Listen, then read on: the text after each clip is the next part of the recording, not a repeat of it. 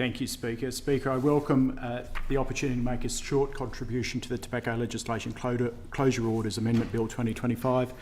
I want to thank the Minister for bringing this bill before the House. I also want to acknowledge the importance of this bill. As the member for Newtown said, that there is shock at the number of tobacconists that have flourished throughout our high streets in our communities. This is an issue that something I've been bringing before the House myself personally over a number of months over the last year or so in that regard.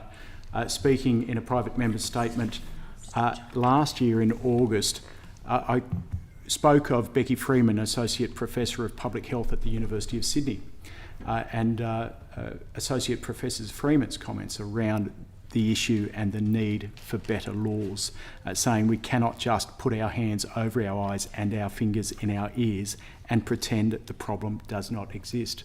Speaker, this is an issue that, as the Shadow Minister for Health said, is both a health and a law and order issue. And it first came to my attention, I suppose, speaking a couple of years ago to a researcher in lung health, respiratory diseases, and they spoke of the issue that they saw. They said, we've worked so well over decades to help reduce the level of smoking in our community.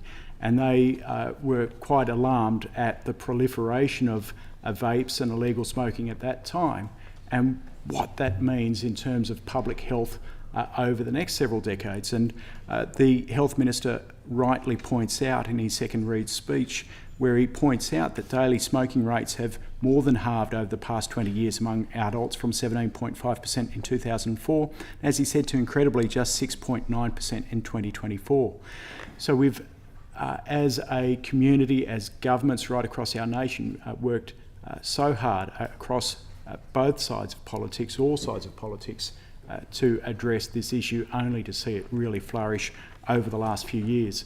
Speaker, in my own community, I've had retailers over the last 12, 18 months reach out to me on a number of occasions. Retailers at Corowa concerned by the proliferation of illegal tobacco and what impact that is having on legitimate businesses, and also retailers in Albury concerned about the impact again on high street activities in that regard. So it is certainly an issue that is certainly been front of my mind, certainly front of mind for many in our community. And I do, as I said at the start, Speaker, I want to acknowledge and thank the Minister for Health for bringing this before the House. And I acknowledge his comments in terms of also then thanking the Shadow Minister. And I do want to acknowledge and thank the Shadow Minister for her work, and acknowledge her being in the chamber here for this second read debate.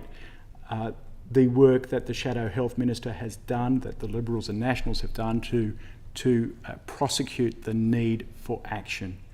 And I certainly welcome the fact that we are now seeing action in this space.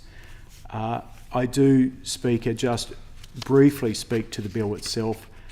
The fact I do welcome the changes, noting that there are changes amending both the Public Health Tobacco Act 2008, also some amendments to the Retail Leases Act 1994, as well as some minor changes to some other acts. But I do think that this is the importance of being able to put a short-term closure order, and also to place the opportunity for long-term closures is a good step forward, a positive step forward in terms of being able to address this issue.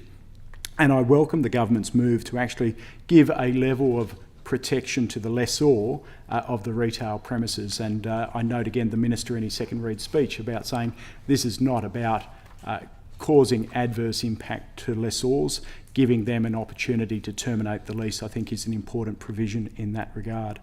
I do note the increased penalties for offences. I also acknowledge, Speaker, the importance of looking at the disposal of illegal product. I know in conversations with local police in my electorate, the impact of seizure actually impacts them, because at the moment the disposal of product is actually coming from their budget. And I think this is something that hopefully will be addressed. If not, I'd encourage the government to address that, because that perversely impacts on on our enforcement agencies doing the right thing. They go out there, but then if it's coming from their budget to deal with disposal,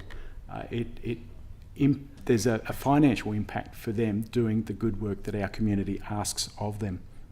And in that sense, I think, Speaker, I want to conclude by, as I said, welcoming this legislation. It's legislation that has been called for quite some time. It reflects the good work that the Shadow Health Minister and many across both sides of Parliament, including the crossbenchers. I note that we had a committee look into this last year. I want to thank the committee for their work in that regard. However, I want to point out at this stage, I know, again, both sides of Parliament here have called on the federal government to step up to the plate. And again, this really needs to be emphasised, both in terms of looking at mechanisms that underpin the black market, but also in terms of supporting the good work of state enforcement agencies and helping offset some of the costs associated with enforcement. And I think that there is work that the Commonwealth can be doing in that regard.